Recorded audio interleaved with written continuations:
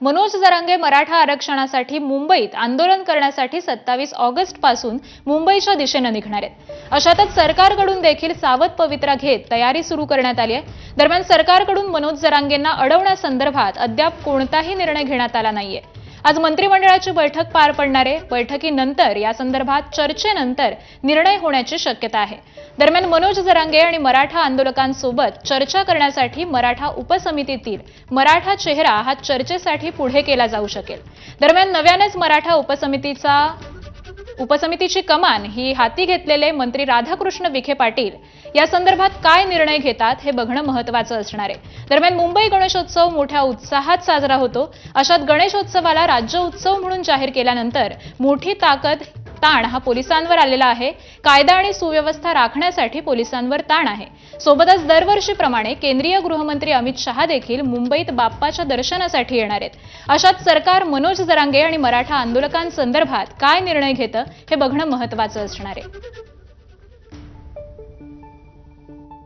लोकशाहीमध्ये आंदोलन करण्याचा सगळ्यांना अधिकार आहे।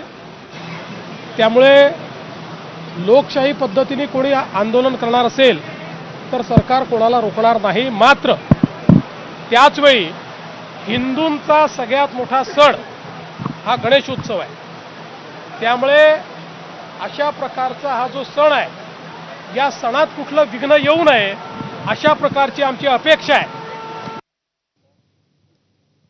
तर मनोज जरांगेंनी आपलं आंदोलन पुढे ढकलावं अशी विनंती आता भाजपच्या वतीनं करण्यात येते।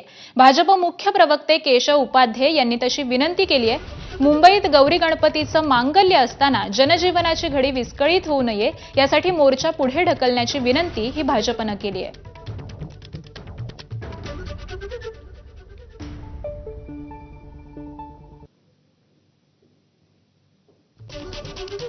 तर केशव उपाध्ये यांनी एक्स पोस्ट करत ही विनंती केलेली आहे। मुंबईत मराठा समाजही उत्साहात गणपती गौरी उत्सव हा साजरा करतो। नेमक्या अशाच वेळी आरक्षणाचं आंदोलन उभं करून जरांगे मोर्चा घेऊन मुंबईत येत आहेत। मुंबईच्या जनजीवनाची घडी विस्कळीत होऊ नये यासाठी मुंबईतील मोर्चा पुढे ढकलावा ही विनंती। मराठा समाजाला आरक्षण दिलं पाहिजे यासाठी देवेंद्रजींचं सरकार कटिबद्ध।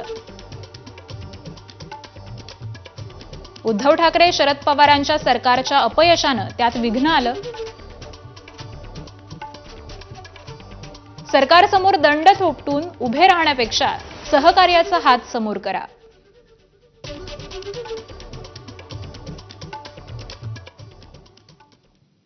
दरम्यान कायदा हातात घेण्याचा कुणीही प्रयत्न करू नये